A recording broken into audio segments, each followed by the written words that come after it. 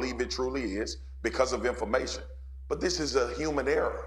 This is an egregious human error. And whoever gave the test, whoever allowed Tua to go back on the field, that is the person we're supposed to be talking about, or the people we're supposed to be talking about. Mike McDaniel's statement fell on deaf ears with me. Absolutely. You already put a player in harm's way. You knew damn well you was putting Tua in harm's way last Sunday when you were playing the Buffalo Bills and he went back in the game. We've been around the game long enough to know that. So last night when this happens to Tua, my first initial thought is not, well, let's get on the NFL and let's get on the people that made the decision. My first initial thought was, I hope Tua don't have brain hemorrhaging. That's what I thought. I was like, I hope this kid is okay to just come back in normalcy. I'm not being dramatic. What I saw last night was way beyond a concussion of thought. It was the fact that what I saw last Sunday and what happened this Thursday could have been way more serious because someone decided in the Buffalo game to let him play, and they also doubled down and let him play 5 days later.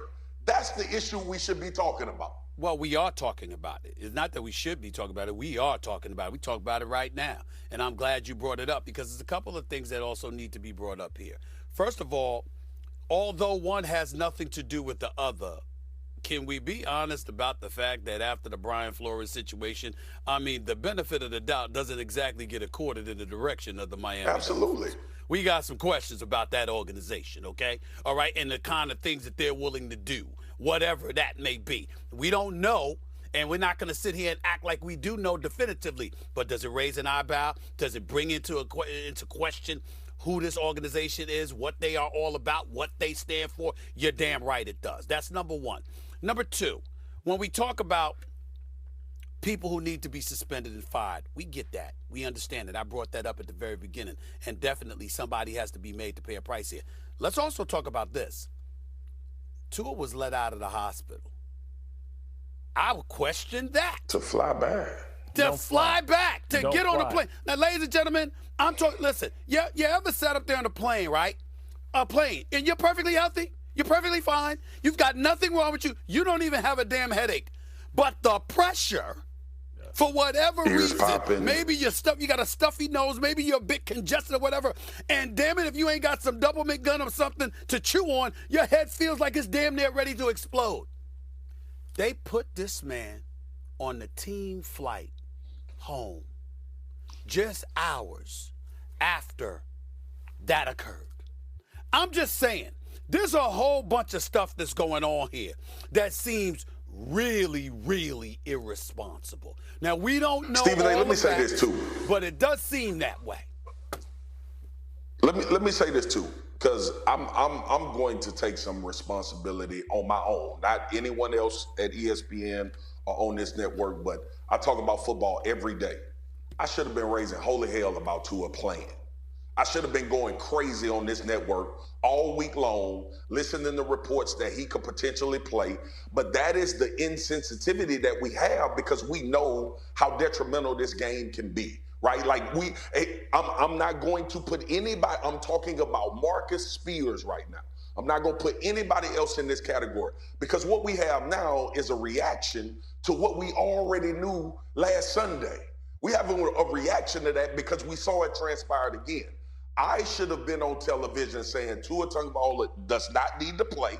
He needs to be in concussion protocol for as long as it takes for him to be able to return to the field to play, whether that's his brain being bruised, enough time for the healing, he should go through extra protocol. But it shows you, well, to me, what I thought about as well as taking responsibility as a media member, I thought about, well, this is what we do. This football. They said he cool. He's going through protocol. He's got this time of allotment before he plays a football game. So I'm not taking the blame for anybody putting Tua back on the field. That's on the Miami Dolphins, whoever made that decision, independent neurologist, the team doctor. But what I will say is we got to be careful. I have to be careful about how these things can have a tendency to just kind of fall in the background because we focus right back again on football. Tua, let me say this for America.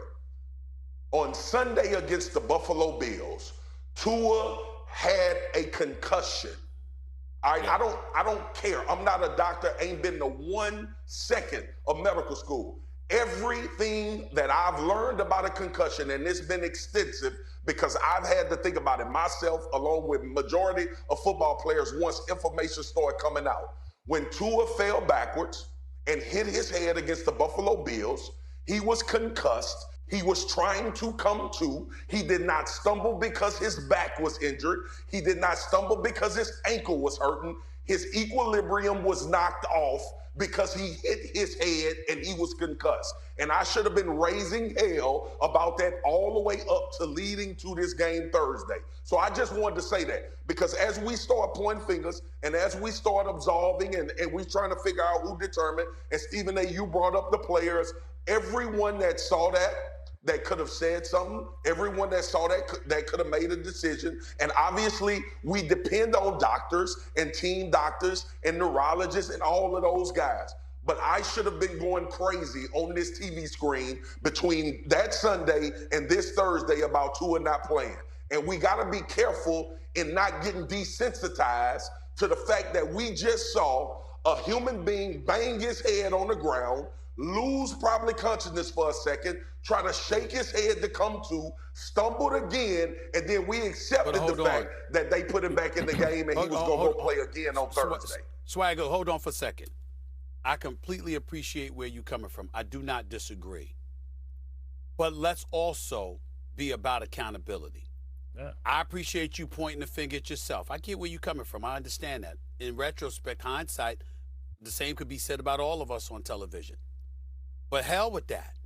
We were desensitized by the Miami Dolphins, who came out and said it's a back injury, who doubled down and swore up and down it wasn't a concussion. And after what happened last night, guess what they're doing? They're still saying Sunday wasn't a concussion. So we got CYA going on right now. Cover your you-know-what. That's what we got going on. And they're spewing that same spiel, okay? But the bottom line is that the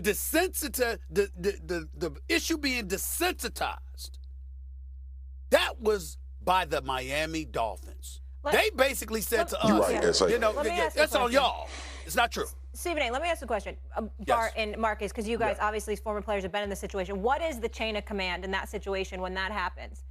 When you're going out and going through concussion protocol. So how does that work? What are the layers to be able to get back in the game? Walk me through that. When we're talking about there needs to be culpability, like who is that falling on specifically? I mean, I have to point the finger, unfortunately, at Tua, right? Because only he knows if he's concussed. And like I said, he doesn't have the job security that Ben Roethlisberger had when he self-reported. Ben Roethlisberger was the franchise. He was a proven quarterback. But we do something before the season starts, Molly.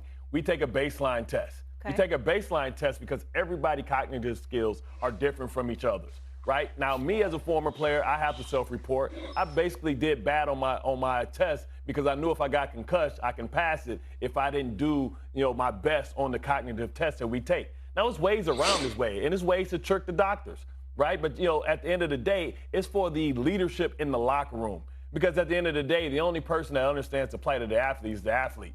The management don't care. We're commodities to them. Right? So where's the leadership from the veteran players to pull Tua aside and say, listen, man, I know that you passed all your tests. I know all that stuff, man. I've been there. You can't fool me. I know that you're concussed, and I'm trying to tell you, if your older self can talk to your younger self right now, they'll tell you, man, ball out. You'll have another opportunity to prove to this league. I understand what the narrative is. It's up to the veterans to say, hey, youngster, hey, man, don't do it. It's a short week. But that's why I disagree with you, Bart. Listen, Tua, real quick. Tua is what any player would do. That's a high-end competitor. We understand that. The point is, the organization, first of all, you got video in this age of technology, okay? I'm not letting the medical professionals off the hook because that's their job. You know what the rules are as it pertains to the National Football League. But more importantly than that, Bart, and again, I'm not saying you're wrong in what you're highlighting about Tua. I'm simply saying there should be no expectation as it pertains to a player in that position pulling himself out. For all the reasons you articulated at the top of the show, then some.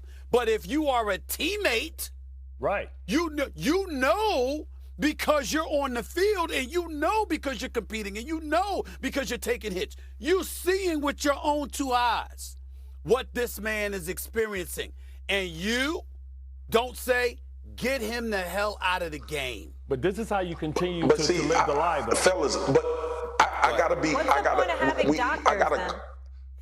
Go ahead, Mark. I was just about to say that. Yeah, we gotta they're getting caution paid. against putting these players in that situation. We gotta caution against that, because in a game, you're focused on your job as well. Like, they don't have time to stop down. And I know it seems like it should be, you should have the ability to take the time to fight this fight for Tua and don't put him in the game. And it's easy to say that that's not their responsibility, which it is. And I think those are the guys that called it out when it was actually on the field. But for us to sit here and talk about, how do we know that they didn't say that? That's number one. The other thing is, I'm talking about Sunday. We can't. Yeah. I know, SA, but we cannot get this conversation and take it to players when we have people that are in the position that know more about this, that are